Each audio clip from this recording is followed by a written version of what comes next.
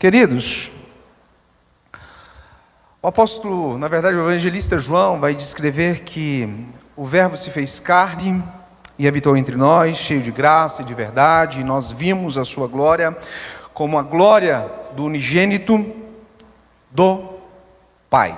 Essa declaração está contida no primeiro capítulo do Evangelho de João, no verso de número 14. E ela é importante porque ela fundamenta-se como uma divisa bíblica do nosso ponto de reflexão acerca do tema do nosso ano, que é a palavra, o Cristo encarnado, o Cristo que é a expressão da própria palavra.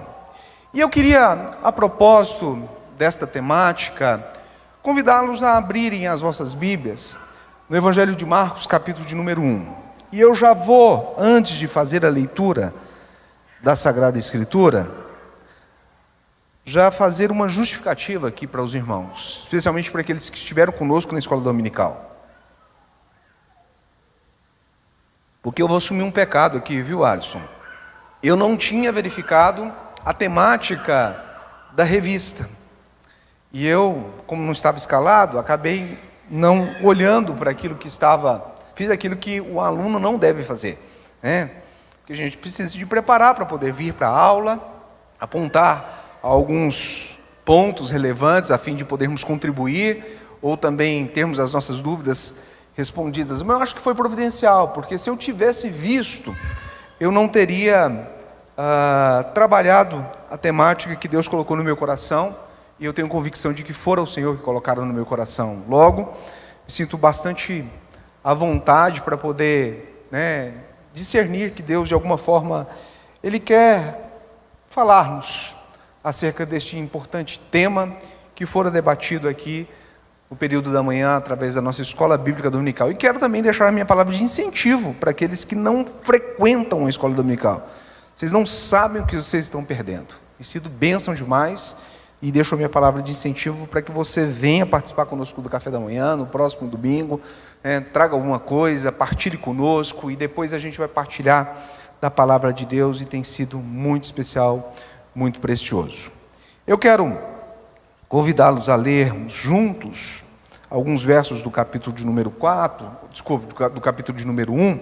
Eu queria que você mantivesse a sua Bíblia aberta, porque nós recorreremos ao longo da nossa palavra aqui nessa noite, a alguns versos que estão contidos aí no capítulo de número 1 do Evangelho de Marcos. Diz-nos assim o registro sagrado: princípio do Evangelho de Jesus Cristo, o Filho de Deus, conforme está escrito no profeta Isaías: enviarei à tua frente o meu mensageiro, ele preparará o caminho. Vós do que clama no deserto, preparem o caminho para o Senhor, façam veredas retas para ele. Assim surgiu João, batizando no deserto e pregando um batismo de arrependimento para o perdão dos pecados. Marcos, ele é direto na sua apresentação. É um evangelho em que parece-me que o fôlego, ele é muito percebido, em detrimento da ocorrência, o fôlego do leitor que lê o Evangelho de Marcos, ele é exigido continuamente, já que Marcos encerra uma história e imediatamente ele já transcreve uma outra realização descrita por Jesus. E é interessante que esta descrição imediatista, instantânea, direta, ela é apresentada aqui no prólogo do livro, ou do Evangelho de Marcos, onde este evangelista vai direto ao ponto. Ele vai de forma incisiva no eixo central daquilo que fundamenta a mensagem do livro que ele se propôs a escrever, a vida de Jesus. E ele destaca algo muito tocante, ele inaugura os versos que compreendem o seu livro, dizendo que este é o princípio do Evangelho. Eu gosto da descrição, na tradução da Nova Versão Transformadora, onde o escritor descreve o Evangelho como boas novas a respeito de Jesus. É a boa notícia, é a boa informação, E aí, este evangelista, tão objetivo, tão direto, apresenta que o princípio destas boas notícias estão vinculadas a Jesus. E Jesus Cristo, ao declarar a palavra Cristo ou Christos, nós temos um termo que remete àqueles que estão lendo e acessando a descrição acerca de Jesus, que é o motivo desta boa notícia, de que ele é uma figura real ungida. Era um outro termo para poder se referir ao Messias, àquele que viria e aplicaria o governo de Deus na terra, salvando Israel de todos os opressores, de todos os problemas. Ele não seria mais um rei, mas sim o rei. E aí Marcos, na tentativa de deixar claro aos seus leitores quem é este Messias, quem é este rei ungido da parte de Deus, porque só se pode ser ungido se for da parte de Deus, ele faz uma declaração que incomoda muito ao longo da trajetória de Jesus, especialmente a classe religiosa. Ele refere a este Jesus como o Filho de Deus. E esta declaração é uma declaração de suprema, de total divindade. E aí ele vai descrevendo algumas coisas que chocam o ouvido daqueles que ouvem a descrição da leitura do Evangelho de Marcos, porque ele aponta para a ocorrência de Isaías, capítulo de número 40, alegando que João é o cumprimento da voz que clama no deserto e anuncia antecipadamente a vinda de Jesus. Ao fazer isso, Marcos insere o mais profundamente possível Jesus na antiga e histórica religião de Israel. E tendo anunciado Jesus desta maneira, Marcos o apresenta em uma cena literalmente de tirar o fôlego, que nos fala ainda mais sobre a identidade de Jesus. E aí eu quero destacar com vocês aquilo que está compreendido entre o verso de número 9 e o verso de número 11. Nós vamos pular alguns versos, porque os versos que antecedem o 9 e o 11, e estão entre os primeiros lidos, fazem alusão àquilo que João era, aquilo que João estava realizando. E aí a gente volta para aquilo que Jesus está sendo colocado diante dos olhos daqueles leitores que se veem diante desta apresentação solene do Filho de Deus. E aí o texto nos diz: naquela ocasião, Jesus veio de Nazaré da Galileia e foi batizado por João no Jordão. Assim que saiu da água, Jesus viu o céu se abrindo e o Espírito descendo como pomba sobre ele. Então veio dos céus uma voz: Tu és meu filho amado, em ti me agrado. Nos Targums, uma versão aramaica da Escritura, especialmente traduzida do hebraico para o aramaico, os rabinos, os judeus do tempo de Marcos, eles liam o registro de toda a lei, especialmente também da criação no livro de Gênesis, e quando esta descrição está aqui colocada, automaticamente eles são remetidos àquilo que está descrito no batismo de Jesus, na manifestação do Espírito descendo como uma pomba, na manifestação do Pai declarando que este era o seu Filho amado, em quem ele tem muito prazer, em quem ele se agrada. Nós, naturalmente, temos que ter a convicção de que o olhar daqueles que conheciam os Targums, eles eram vinculados à mensagem de Gênesis capítulo de número 1, verso de número 2, quando o escritor diz: O Espírito de Deus pairava na criação sobre a face das águas.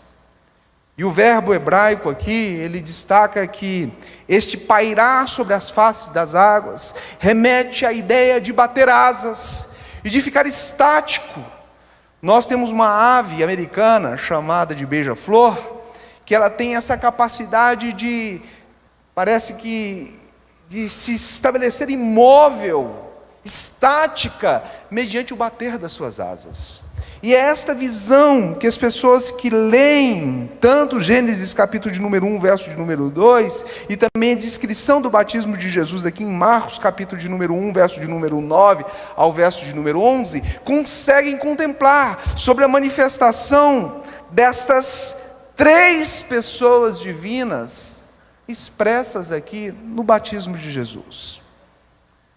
É interessante que o zelo sacerdotal por aqueles que se propunham a descrever e a explicar os textos bíblicos, os textos da lei, eles insistiam em descrever que na criação a terra era sem forma, ela era vazia, e havia trevas sobre a face do abismo, e o Espírito de Deus pairava sobre a face das águas como uma pomba. Quando eles queriam explicar, para que nenhuma dúvida fosse suscitada no coração das pessoas, eles faziam esta declaração de forma detalhada, conforme estou destacando aqui para vocês.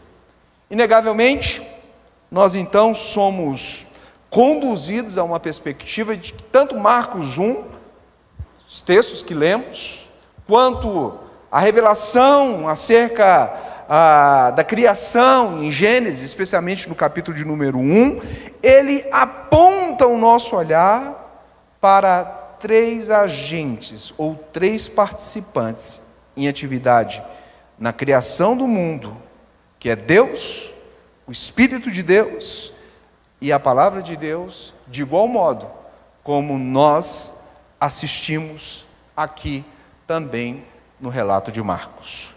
João vai fazer uma menção também bastante intencional no capítulo de número 1 e nos versos introdutórios do seu evangelho, dizendo: no princípio, aquele que é a palavra, ele estava com Deus e era Deus, ele estava com Deus no princípio, todas as coisas foram feitas por intermédio dele, sem ele, nada do que existe teria sido feito.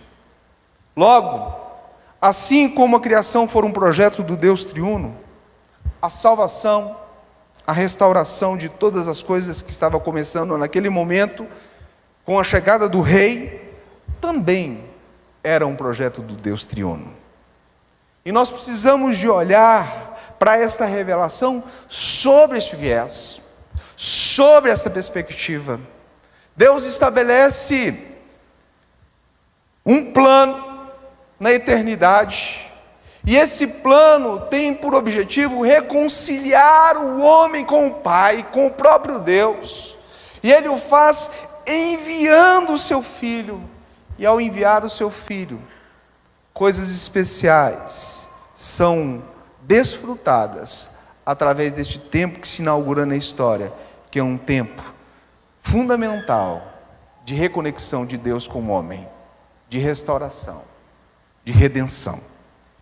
E é interessante porque essa ambiência, esta manifestação vincular das 3 personagens divinas que estão envoltas, da Trindade, expressa também na criação, como na revelação do Filho de Deus, ela nos dá a ideia de que estas 3 figuras, estes 3 seres divinos, eles se manifestam glorificando um ao outro, exaltando um ao outro. E aí, obviamente, a gente é remetido à visão de C.S. Lewis no seu livro O Cristianismo Puro e Simples, onde ele descreve que o cristianismo é isso, é a manifestação de algo que não é estático, mas sim dinâmico, uma atividade pulsante, uma vida, quase que uma espécie de drama, quase ousa dizer uma espécie de dança sincronizada. Deus, o Pai, o Espírito manifesto como uma pomba e o Filho se adorando, se vinculando em harmonia um com o outro. E aí, Cornélios Plantinga afirma que a Bíblia diz que o Pai, o Filho e o Espírito, de fato, glorificam um ao outro. E isso desperta em nós um senso necessário, porque eu e você, de igual modo, precisamos de glorificar, de exaltar, de adorar. E de adorar quem? Deus, só Ele. E nós aprendemos a adorá-lo a partir da relação de adoração, que é experimentada entre o espírito de adoração, que é experimentada entre o Espírito, o Pai e o Filho. Agora, olhe para cá. Nós não podemos, na perspectiva da adoração, construirmos a ideia de que a adoração está vinculada às obtenções que temos por parte daquele que é adorado. Sabe por quê? Porque aí nós estamos utilizando do outro para podermos tirar proveito a nosso próprio favor. A adoração não trabalha sobre esse viés. E a relação da Trindade nos ensina isso. Nós temos 3 seres perfeitos, vinculados em harmonia um com o outro, glorificando um ao outro, adorando um ao outro, porque a beleza existente neles os constrange.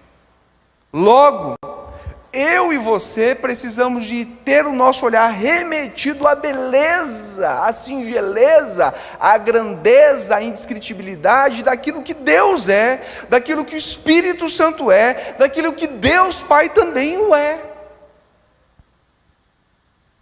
Nós precisamos de enxergar isso. Nós não podemos nos relacionar com Ele em uma medida de que Ele é o gênio da lâmpada, que nós esfregamos e Ele sai daquele espaço confinado para poder atender a nossa súplica. Ele é alguém que nos tira o fôlego. Ele é alguém que nos deixa no ar, suspensos. Ele é alguém que nos deixa surpreendidos. Ele é alguém que é perfeito. Logo, eu devo adorá-lo por aquilo que Ele é. Por isso que Delino Marçal tão bem compôs aquela canção, dizendo: eu não o adoro por aquilo que Ele faz, mas eu o adoro por aquilo que Ele é. E isso deve ser o agente principal de motivação para que nós nos relacionemos com Ele em adoração. Nós somos constrangidos pela beleza dEle. Ele é belo, Ele é único, Ele é santo, Ele é poderoso. E isso deve deixar cada um de nós de queixo caído, porque Ele consegue se entrelaçar, o Pai, o Filho, o Espírito Santo, com uma harmonia tão linda, tão bela, que logo eu e você, na nossa incapacidade, na nossa pequenez, precisamos de nos ajoelhar diante dEle e também contemplá-lo em adoração, a semelhança daquilo que a Trindade revela como aspecto perfeito do que é adorar. Logo, então, não vale a desculpa de que nós o adoraremos se a gente estiver tirando proveito de alguma coisa que Ele possa nos ofertar, de alguma coisa que Ele possa nos conceder. Padrão excelente de adoração é visto na criação, é visto na manifestação do Filho de Deus, nesta relação de uma dança perfeita, nesta relação singular, de um sincronismo tão encantador, de um amor que se doa pelo outro. E é interessante porque isso bate fundamentalmente naquilo que nós estávamos conversando aqui na escola bíblica dominical. Se este Deus, na Trindade, na criação, Ele já é contemplado pelo amor que o Pai tem para com o Filho, que é a palavra, logo, se Ele é contemplado por isso, Ele não constitui o homem porque Ele tem a ausência de um amor dedicado a Ele. Ele já é completamente satisfeito com este amor perfeito que é transmitido na relação da Trindade. Com este amor perfeito que é transmitido na relação da Trindade. Que interessante isso, né? E nós falávamos sobre isso hoje na escola bíblica dominical. Nós debatíamos sobre isso na escola bíblica dominical. Mas sabe onde está a perfeição sugerida da dança dentro deste arranjo de adoração que é visto e experimentado na manifestação do Filho de Deus aqui e também na criação? Na capacidade que estes seres têm em se relacionar um com o outro, de tal modo que eles não sejam estabelecidos como centro. Isso é tocante, e Tim Keller aponta isso.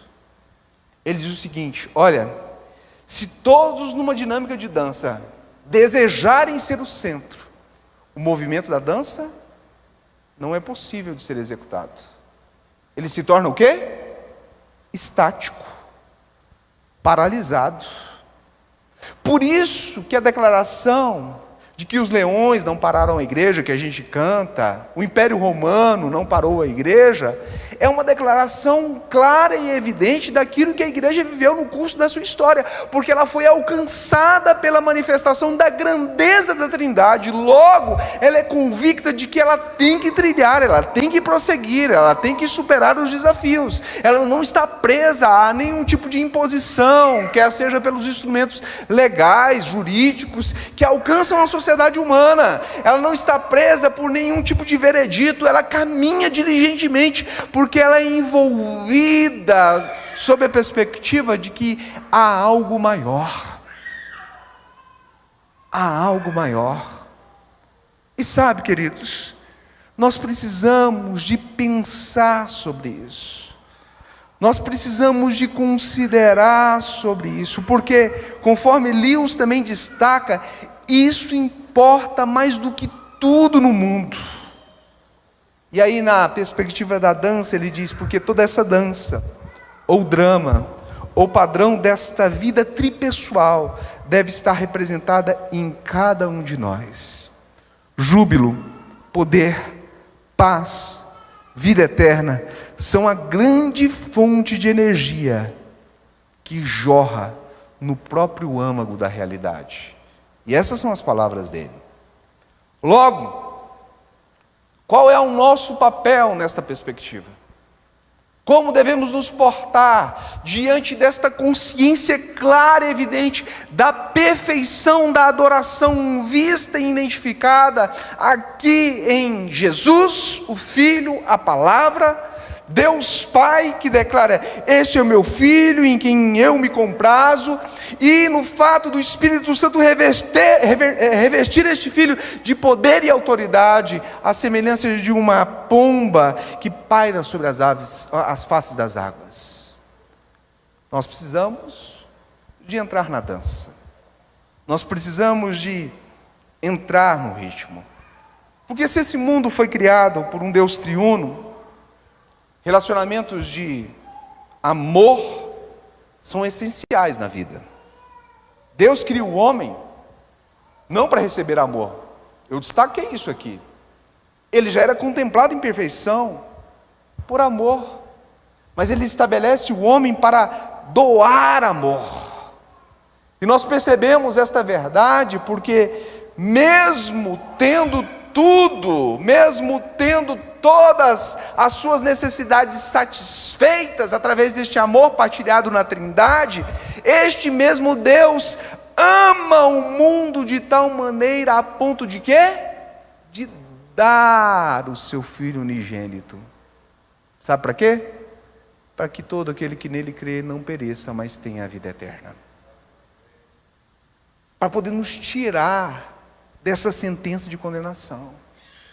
E faz isso dando, porque o amor se oferta, porque o amor se entrega, Porque o amor, de acordo com aquilo que Paulo descreve em Coríntios capítulo de número 13, ele tudo espera, tudo suporta, ele tudo crê.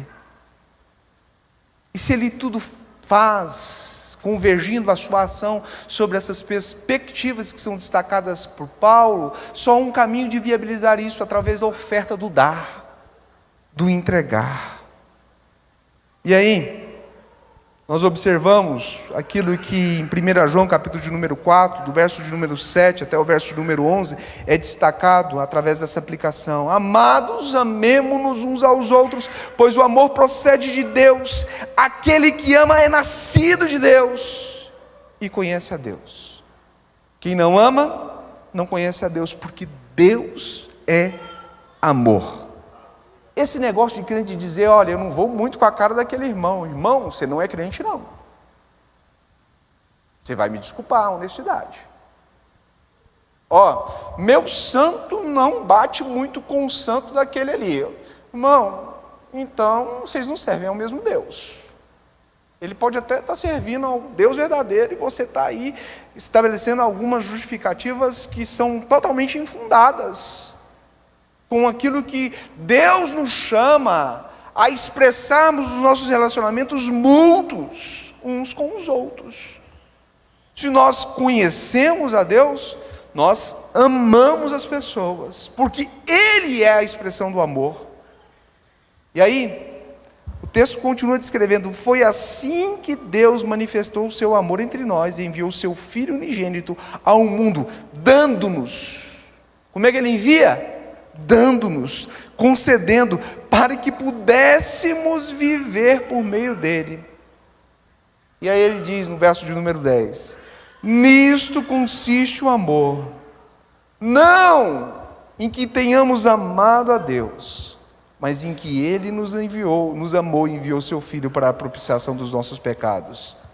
E aí, João faz questão de dizer para os seus leitores: amados, visto que Deus assim nos amou, nós também devemos amar uns aos outros. E aí, a gente precisa de retomar os nossos sentidos, a perspectiva de Lewis, pensando sobre a dança, e formular algumas perguntas. A primeira delas: você está na dança ou somente crê que Deus existe em algum lugar? Essa é a primeira pergunta. A segunda: você está na dança ou somente ora a Deus sempre que está com dificuldade? Você está na dança da adoração ou está apenas olhando em volta à procura de alguém que gire em torno de você? Esqueceu o centro? Você quer que todas as pessoas se preocupem contigo? Não volto mais naquele lugar. Por quê? Porque não cumprimentaram-me, não falaram comigo. Será que é porque eu tenho poucos recursos financeiros? Será que é porque eu não sou tão bonito como o irmão Onésio? Será que é porque eu não sou tão bom? Será que é porque eu não me estabeleço de forma elegante como o pastor Luziano? E a gente começa a observar esse tipo de comportamento nas relações humanas, de pessoas fundamentando as suas justificativas para poder, de alguma forma, alimentar o ego, para poder, de alguma forma, alimentar o ego, o desejo de serem um centro. Há uma descrição de um pregador recente dizendo que nós somos o centro do olhar de Deus. A tentativa de capturar a atenção dos seus ouvintes para esta visão ilusória daquilo que é o Evangelho. Nós não somos o centro, quem é o centro é Ele. É por Ele que nós nos movemos, é por Ele que nós existimos, é para Ele que nós devemos render graças. Nós fomos alcançados pelo amor dEle, pela bondade dEle, nós fomos criados por Ele, porque Ele nos amou primeiro. Logo, eu e você não somos o centro. E logo eu e você fomos feitos para entrarmos na dança divina da Trindade. E aí, Se C.S. Lewis é usado para poder chamar esta ambiência correlacional de Deus Pai, de Deus Filho e de Deus Espírito Santo nessa adoração perfeita como uma dança, eu posso tomar carona na sua declaração e dizer que eu e você fomos feitos para entrarmos nessa atmosfera, nessa dança de adoração. Só que o texto continua descrevendo algumas outras ocorrências vinculadas a aspectos que são experimentados no exercício prático desta adoração, que também de alguma forma confronta-nos aqui hoje à noite. Porque do verso de número 12 até o verso de número 13, após o batismo, Marcos vai dizer que logo depois do batismo, o Espírito impeliu Jesus para o deserto. E ali, ele esteve 40 dias sendo tentado por Satanás. Foram 40 dias, de todo santo dia, o diabo lá e incomodando Jesus.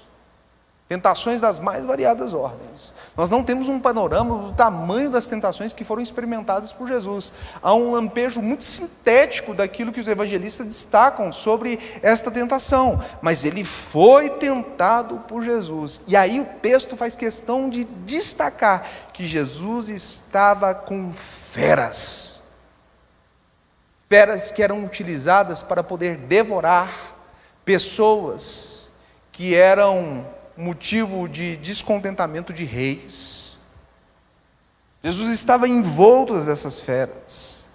Na Nova Versão Internacional, o destaque dessas feras está vinculado ao fato de que eram animais selvagens. Jesus está envolto nisso. Para além da ocorrência, da tentação do diabo, ele está em um terreno hostil. Mas o texto destaca que, apesar de tudo isso, a conclusão da história, neste momento de deserto, finda com a informação de que os anjos o serviam. Serviam a quem? A Cristo. Serviam o Jesus, o Filho de Deus. Marcos nos mostra que a realidade suprema da adoração é uma dança, mas também é uma batalha. E Satanás, ele está trabalhando para poder fazer com que a gente se desvincule a perspectiva da dança. Nós vemos que Adão foi tentado no jardim do Éden. O diabo trabalhou para que ele se desvinculasse da perspectiva da adoração. A Bíblia faz questão de destacar que na viração do dia, no entardecer, todos os dias, Deus estabelecia um diálogo com Adão. Mas houve uma tentativa do diabo de fazer com que o homem rompesse o privilégio no paraíso de se relacionar com o Pai, com o Deus Criador, com o Deus Supremo, com a Trindade, com o Deus Espírito Santo, com aquilo que estava manifesto a ele continuamente. E o diabo é exitoso na sua missão. E aqui, no Evangelho de Marcos, e como nos outros relatos dos evangelhos que contam sobre a vida de Jesus, nós vemos o mesmo diabo tentando fazer isso com o Senhor, Jesus Cristo. Agora, há uma coisa que me choca profundamente, porque na tentação de Adão, ele estava contemplado, ele vivia o melhor estágio que alguém pode almejar para a sua vida. Estava no paraíso, todas as ofertas frutíferas daquele jardim, a beleza daquele jardim, tinha à sua disposição a oportunidade na viração do dia de se encontrar com Deus Criador. Ele estava contemplado por tudo, ele estava contemplado pela vida eterna. A morte não o ameaçava, na verdade ele desconhecia a possibilidade de ter a sua vida aniquilada. Logo, ele vivia numa situação de pleno conforto, de pleno gozo, vivia numa situação de pleno conforto, de pleno gozo, mas ainda assim considerou a sugestão do diabo como sugestão para que ele experimentasse novidades na sua vida, não confiando naquilo que Deus havia determinado para ele enquanto menção restritiva. Deus havia dito a ele: obedeça-me a respeito da árvore e você viverá. Mas ele prefere ouvir as sugestões daquele que não se relacionava com ele na viração do dia, daquele que não o havia formado, daquele que não o havia estabelecido ele como uma criatura à semelhança do próprio Criador, e permite que o pecado entre na humanidade, que ele experimente a morte. E aí, nesse sentido, a palavra de Deus se cumpre na vida de Adão, porque ele desobedece os preceitos do Senhor, e ele passa a experimentar as consequências daquilo que o pecado produz no homem. Porque o pecado tem um salário, e o seu salário é a morte.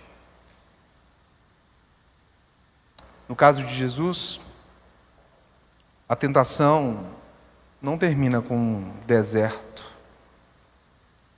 Por todo o restante da vida de Jesus, ele é atacado por Satanás. Deus diz para ele, a semelhança daquilo que dissera a Adão: obedeça-me a respeito da árvore.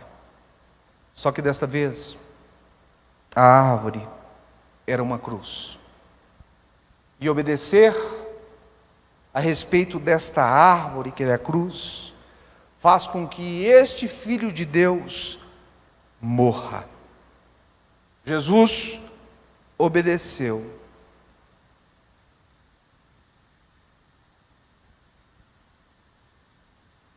E ao obedecer,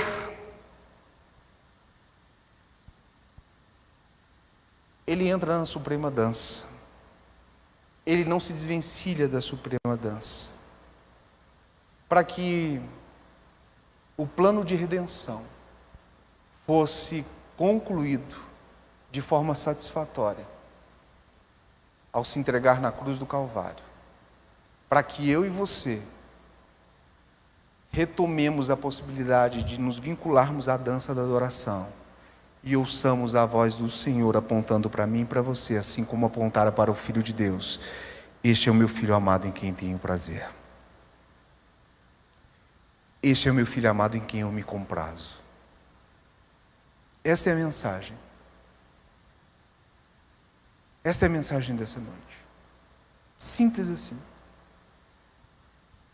Nós somos remetidos na dinâmica da nossa caminhada a nos relacionarmos com o Senhor, de igual modo como a Trindade se relaciona, de forma perfeita. Discernimos uma coisa fundamental para a nossa caminhada: eu e você não somos o centro, Ele o é. E Ele o é. Sabe quanto tempo? Para todo sempre. Para todo sempre. Desde a eternidade. E eu queria convidá-los nessa noite a demonstrarmos isso de uma forma singular, singela e com interesse de alma. E eu queria chamar os meninos do louvor aqui.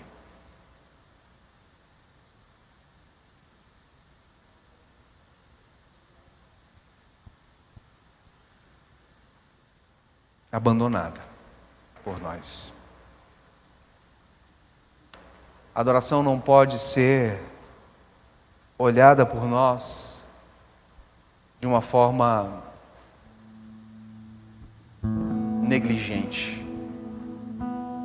Deus tem falado muito ao meu coração sobre a necessidade de nós resgatarmos um altar de adoração nos nossos corações, nos nossos relacionamentos, na nossa relação um com o outro, na nossa disposição de servir pessoas que estão ao nosso lado, na nossa disposição de olharmos com intencionalidade aquilo que a Trindade expressa nessa inteireza relacional perfeita, a máxima daquilo que é adorar, e de igual modo sermos constrangidos a praticar esta mesma perspectiva no nosso relacionamento com o Pai e com os nossos irmãos.